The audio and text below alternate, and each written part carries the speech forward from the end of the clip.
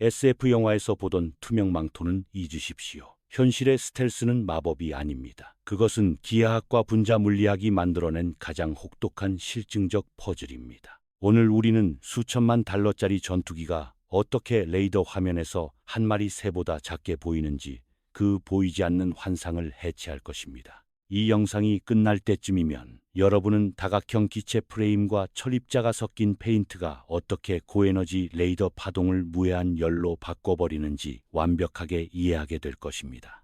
이것은 단순한 은폐가 아니라 수학이 감시 기술을 이긴 승리의 기록입니다. 현대전에서 레이더는 수백 킬로미터 밖의 물체를 감지합니다. 빛의 속도로 날아오는 전자기파가 당신의 기체에 부딪혀 되돌아가는 순간 당신의 위치, 속도, 방향은 이미 적에게 노출됩니다. 생존 시간은 단 몇 초에 불과합니다. 먼저 개념부터 바로잡읍시다. 스텔스는 눈에 보이지 않는 것이 아닙니다. 스텔스는 레이더 반사 면적, 즉 RCS 라다 크로스 섹션을 극단적으로 줄여 거대한 폭격기를 마치 날아다니는 작은 구슬처럼 보이게 만드는 기술입니다. 2016년 현재 최신 스텔스기의 RCS 목표값은 40dBSM 수준, 즉 지름 1cm의 금속 구슬과 같습니다. 집채만 한 비행기가 레이더 화면에는 모기 한 마리보다 작게 찍힌다는 뜻이죠. 도대체 어떻게 이런 물리적 모순이 가능할까요? 비밀을 풀기 위해선 먼저 반사를 이해해야 합니다. 일반적인 금속 비행기는 거울과 같습니다. 레이더 파동이 닿으면 사방으로, 특히 발신원을 향해 강력하게 에너지를 반사합니다. 둥근 동체, 수직꼬리 날개, 외부 무장 등은 완벽한 반사판 역할을 하죠. 최악의 형태는 코너 리플렉터입니다. 서로 직각을 이루는 면들은 들어온 파동을 정확히 왔던 방향으로 되돌려 보냅니다. 일반 전투기의 날개와 동체가 만나는 지점이 바로 이 거대한 위치 알림 장치인 셈입니다. 스텔스 설계의 첫 번째 원칙은 형상 제어입니다. 만약 우리가 비행기의 표면을 레이더 발신원이 없는 엉뚱한 방향으로만 파동을 튕겨내도록 깎을 수 있다면 어떨까요? 이것이 바로 편향의 기술입니다. 초기 스텔스기인 F-117 라이트 호크를 보십시오. 마치 다이아몬드처럼 각진 평면들로만 이루어져 있습니다. 곡선은 없습니다. 당시의 슈퍼컴퓨터 성능으로는 곡면의 레이더 반사를 계산할 수 없어 수천 개의 평면 삼각형으로 기체를 설계해야 했기 때문입니다. 이 패싯 구조는 들어오는 레이더파를 좁은 빔 형태로 묶어 레이더 수신기가 없는 허공으로 튕겨냅니다. 아주 특정 각도에서만 잠깐 반짝일 뿐 대부분의 각도에서 F-117은 어둠 그 자체입니다. 이것은 철저한 각도의 싸움입니다. 수직면을 제거하고 날개 앞전의 각도를 통일하여 레이더 반사 스파이크가 발생하는 방향을 몇 개의 좁은 섹터로 제한합니다. 이를 섬광 관리라고 부릅니다. 하지만 각진 형태는 공기역학적으로 불안정합니다. 컴퓨팅 파워가 비약적으로 발전하면서 우리는 이 스피릿이나 F-22 랩터처럼 연속 공유를 가진 스텔스기를 설계할 수 있게 되었습니다. 이제 표면은 매끄럽지만 수학적으로는 여전히 파동을 산란시킵니다. 여기서 중요한 법칙이 모서리 정렬입니다. 기체의 모든 모서리, 해치, 랜딩 기어 도어의 각도를 주 날개 각도와 평행하게 맞춥니다. 이렇게 하면 레이더 반사파가 분산되지 않고 특정 각도로만 집중되어 관리가 쉬워집니다. 하지만 형상만으로는 충분하지 않습니다. 레이더는 다양한 주파수를 사용하며 어떤 파동은 기체 표면을 타고 흐르기도 합니다. 여기서부터는 기하학이 아닌 화학과 재료공학의 영역으로 넘어갑니다. 바로 램, 레이더 흡수 물질입니다. 램은 스텔스기의 검은 피부입니다. 이 특수 페인트는 들어온 전자기파를 반사하는 대신 마치 스펀지가 물을 빨아들이듯 에너지를 흡수하여 가두어 버립니다. 가장 고전적이면서도 효과적인 재료는 아이언볼 페인트입니다. 현미경으로 들여다보면 이 페인트 안에는 미세한 카보닐 철 구체들이 에폭시 수지 속에 빽빽하게 박혀 있습니다. 레이더 파동이 이 입자들을 때리면 철 분자들은 전자기장에 반응해 미친 듯이 진동하기 시작합니다. 이 분자 수준의 마찰은 레이더의 전자기 에너지를 미세한 열에너지로 변환시킵니다. 즉, 레이더 신호를 태워버리는 것입니다. 하지만 무작정 바른다고 되는 게 아닙니다. 임피던스 매칭이 핵심입니다. 공기 중을 날아온 파동이 페인트 표면에서 튕겨나가지 않고 자연스럽게 내부로 스며들도록 페인트의 전자기적 밀도를 공기와 비슷하게 시작해서 점차 금속에 가깝게 조절해야 합니다. 더 정교한 방식은 자우만 흡수체 원리입니다. 여러 겹의 층을 쌓아 각 층에서 반사된 파동들이 서로 위상이 반대되도록 설계합니다. 파동끼리 부딪혀 서로를 상쇄시키는 파괴 간섭을 유도하는 것이죠. 이 완벽한 코팅을 유지하는 것은 정비사들에게는 악몽입니다. 비행 중에 마찰, 비, 먼지는 코팅을 손상시킵니다. 작은 스크래치 하나가 레이더상에서는 거대한 등대처럼 빛날 수 있기 때문에 스텔스기는 비행 시간보다 정비 시간이 훨씬 깁니다. 레이더를 속였다고 끝이 아닙니다. 적외선 탐지 장치 ERST는 기체에서 뿜어져 나오는 열을 추적합니다. 칠흑 같은 어둠 속에서도 뜨거운 엔진 배기구는 적외선 카메라에 마치 태양처럼 밝게 빛납니다. 그래서 스텔스기는 둥근 배기구 대신 납작한 2차원 노즐을 사용합니다.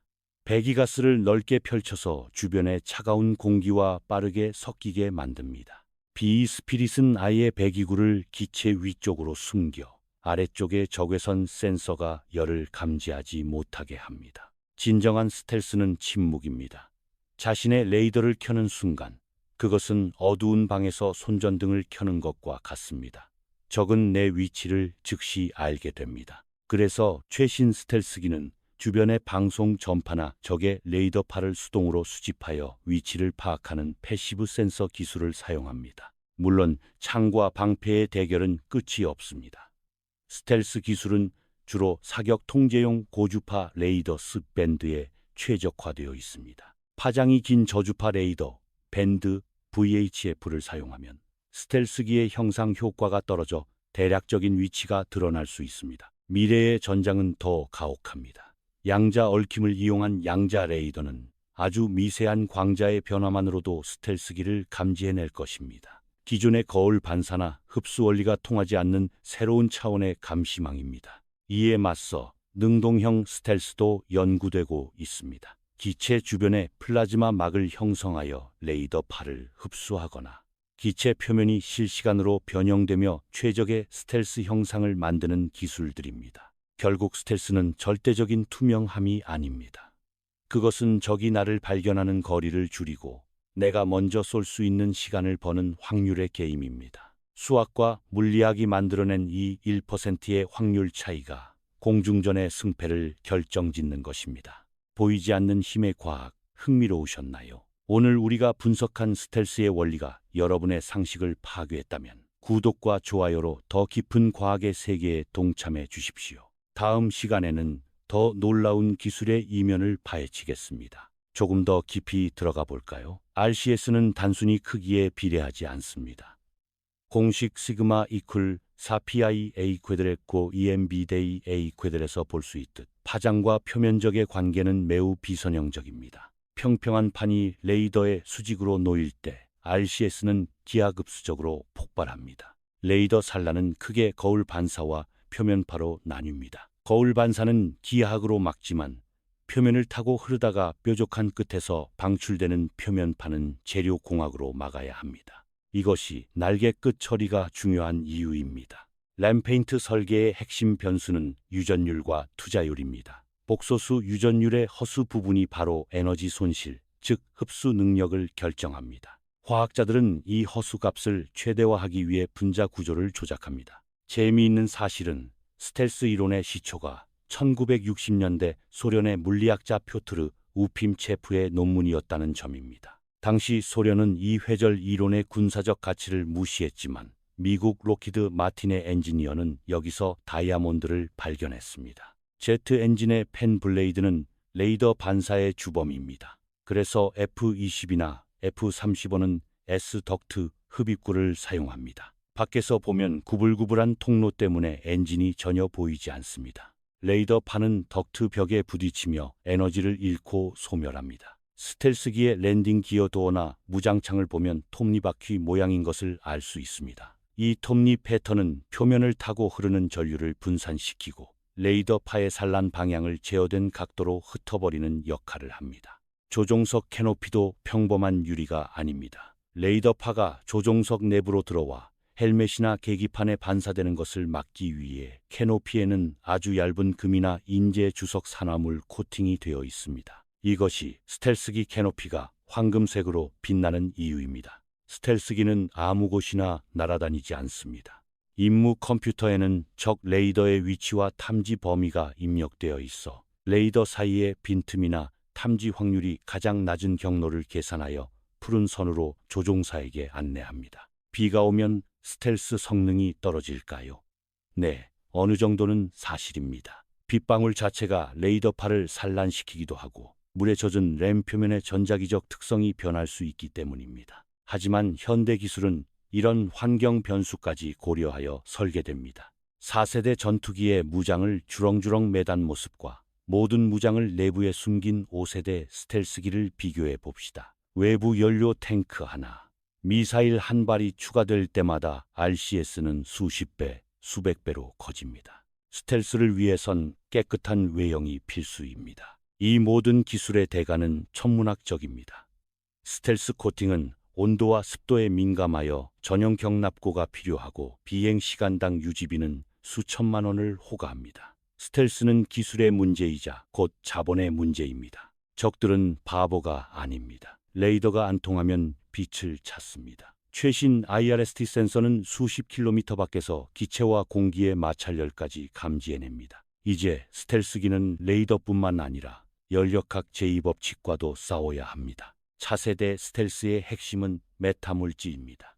자연계에 없는 구조를 인공적으로 만들어 빛이 물체를 감싸고 돌아가게 만듭니다. 이것이 구현된다면 레이더상에서 물체는 진정한 투명에 가까워질 것입니다. 스텔스기를 잡는 또 다른 방법, 바이스태틱 레이더입니다.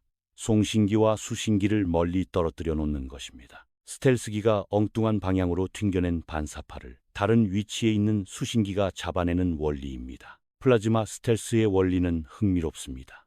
이온화된 기체인 플라즈마는 전자기파와 상호작용하여 파동의 에너지를 급격히 감쇄시킵니다. 문제는 비행기 전체를 감쌀 만큼 충분한 플라즈마를 발생시키고 유지하는 전력입니다. 미래에는 비싼 스텔스기 한 대 대신 값싼 소형 드론 수백 대가 스텔스 효과를 낼 수도 있습니다. 적의 레이더를 교란하는 제밍 드론들이 진짜 스텔스기를 보호하는 전자 방패막을 형성하는 것이죠. 스텔스 기술의 역사는 창과 방패의 모순과 같습니다. 완벽한 방패가 나오면 그것을 뚫는 창은 반드시 개발됩니다. 이 끊임없는 기술적 술래잡기가 바로 군사과학을 발전시키는 원동력입니다. B.E. 스피릿의 가오리 모양은 우연이 아닙니다. 수직꼬리 날개를 없앤 전익기 형태는 측면에서 오는 레이더파에 대한 반사 면적을 획기적으로 줄여줍니다. 대신 컴퓨터의 도움 없이는 똑바로 날 수조차 없는 불안정한 기체가 되었죠.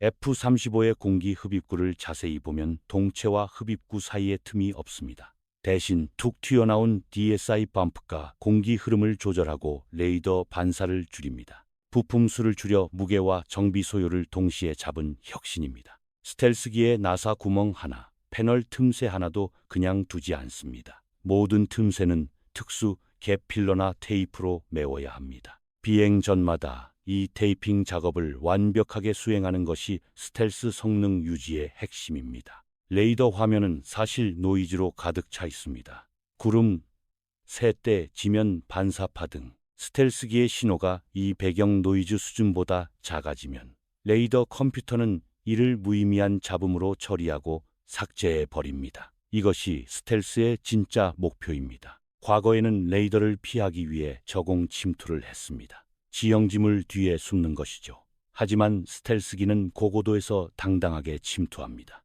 높은 곳에서 내려다보며 적을 먼저 발견하고 타격하는 룩다운, 슛다운 능력이 극대화됩니다. 스텔스기도 자신의 레이더는 밖으로 쏴야 합니다.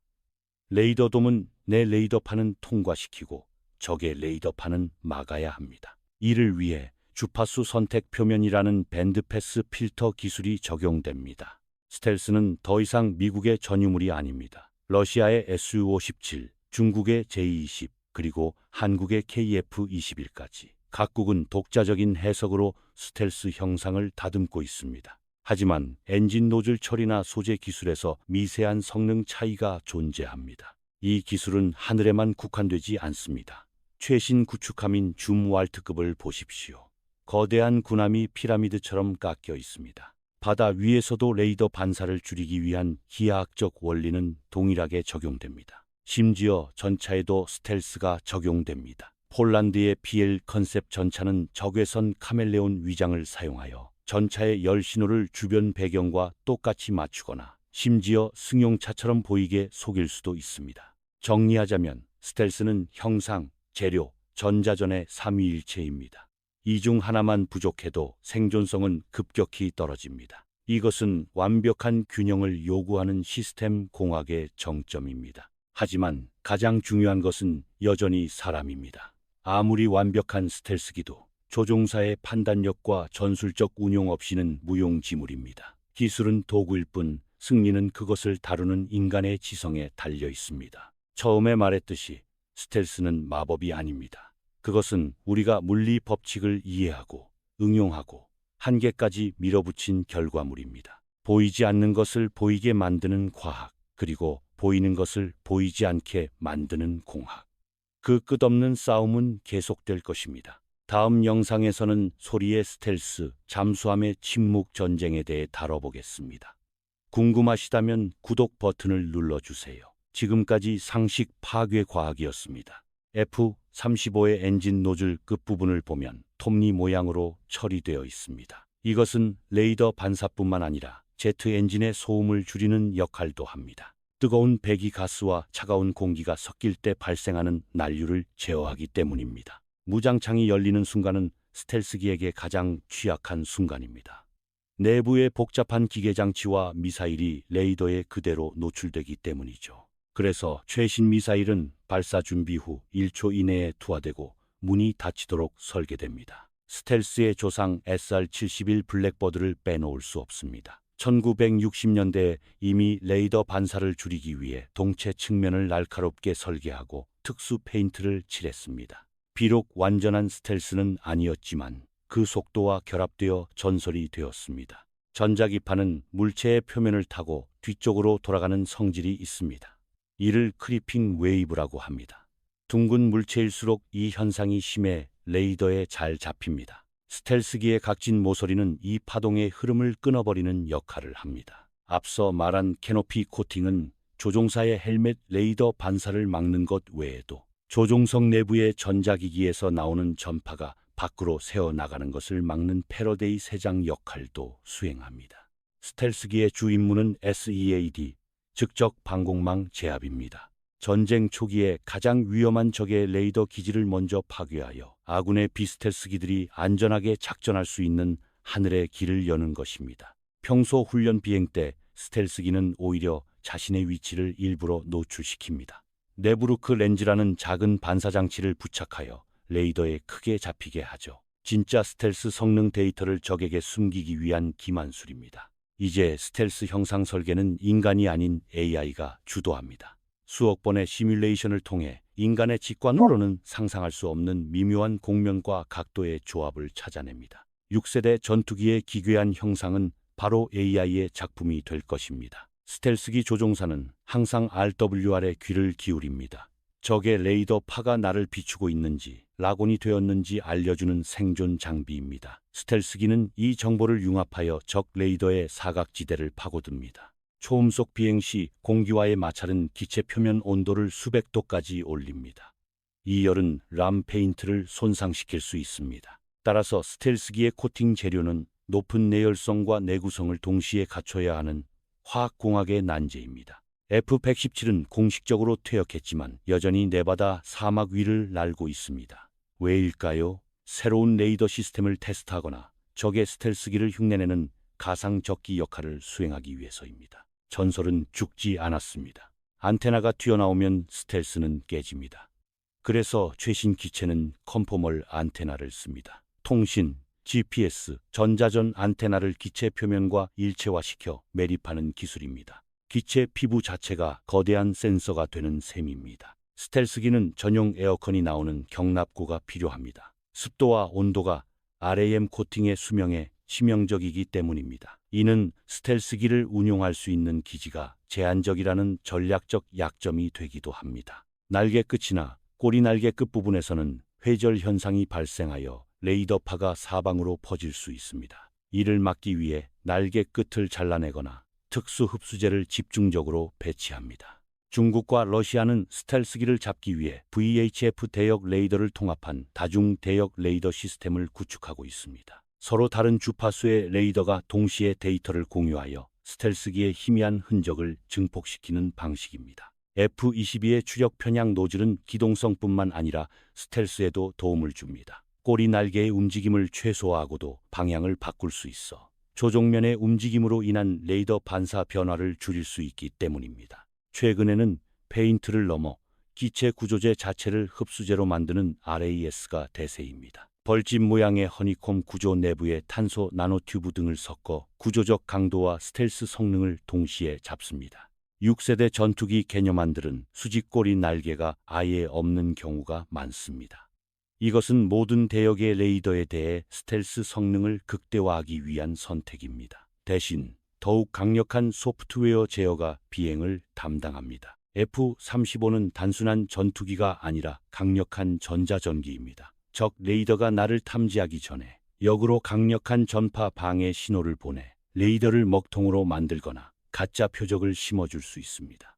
전장에서 보인다는 것은 곧 죽음을 의미합니다.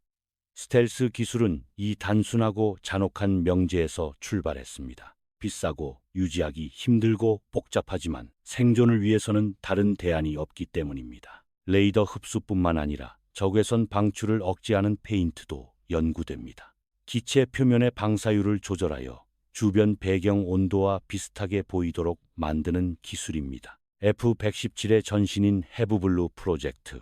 2대의 시제기가 모두 추락했지만 그 데이터는 오늘날 스텔스 기술의 밑거름이 되었습니다. 실패를 통해 보이지 않는 법을 배운 것입니다. 바이스태틱 레이더를 피하기 위해서는 기체 형상이 단순히 전방 반사만 줄이는 것이 아니라 전방위적으로 반사파를 특정 방향으로만 모아주어야 합니다. 이것이 스텔스기 디자인이 점점 더 매끄러운 조약돌처럼 변하는 이유입니다. F-35의 헬멧은 기체 외부에 6개 카메라 영상을 합성하여 조종사가 발밑의 기체를 뚫고 아래를 볼 수 있게 해줍니다. 이것은 상황 인식 능력을 극대화하여 스텔스기의 생존성을 높이는 또 다른 기술입니다. 미래의 레이더는 AI를 탑재한 인지 레이더가 될 것입니다. 스텔스기의 패턴을 학습하고 주파수와 파형을 실시간으로 바꾸어가며 기어이 숨은 기체를 찾아내려 할 것입니다. 레이더가 안 되면 눈으로 찾으면 됩니다. 고해상도 광학 카메라와 AI 이미지 인식을 결합하여 하늘의 작은 점 하나도 놓치지 않고 식별하는 시스템이 개발되고 있습니다. 스텔스기도 시각적으로는 보이니까요. 이에 대응해 기체 하단에 LED 패널을 깔아 하늘의 색과 밝기를 모사하는 능동시각 위장 기술도 연구 단계에 있습니다. 낮에도 별처럼 보이지 않게 만드는 것이죠. 스텔스기끼리의 통신도 스텔스여야 합니다.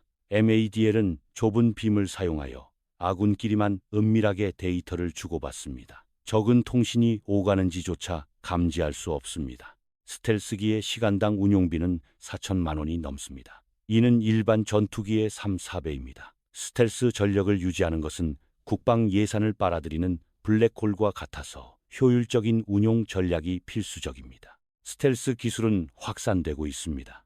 터키, 일본, 인도 등 중견 국가들도 자체 스텔스기 개발에 뛰어들었습니다. 2030년대 하늘은 스텔스기들로 붕빌 것이며 그때는 스텔스가 특수 능력이 아닌 기본 소양이 될 것입니다. 기하학으로 튕겨내고 재료로 흡수하고 열을 식히고 전파를 침묵시키는 것. 이 모든 과정은 맥스웰 방정식과 열역학 법칙 위에서 춤추는 정교한 발레와 같습니다. 전쟁의 양상은 바뀌었습니다. 더 이상 눈에 보이는 적과 싸우지 않습니다. 보이지 않는 곳에서 보이지 않는 데이터로 승부가 결정나는 시대. 스텔스는 그 변화의 상징입니다. 하지만 기술보다 무서운 것은 그 기술을 사용하는 의지입니다. 스텔스가 평화를 지키는 방패가 될지 파괴의 창이 될지는 우리에게 달려 있습니다. 다음 시간에는 잠수함의 소나와 음향 흡수 타일, 그리고 바닷속의 스텔스 전쟁을 다룹니다. 구독과 알림 설정으로 과학의 최전선을 놓치지 마세요.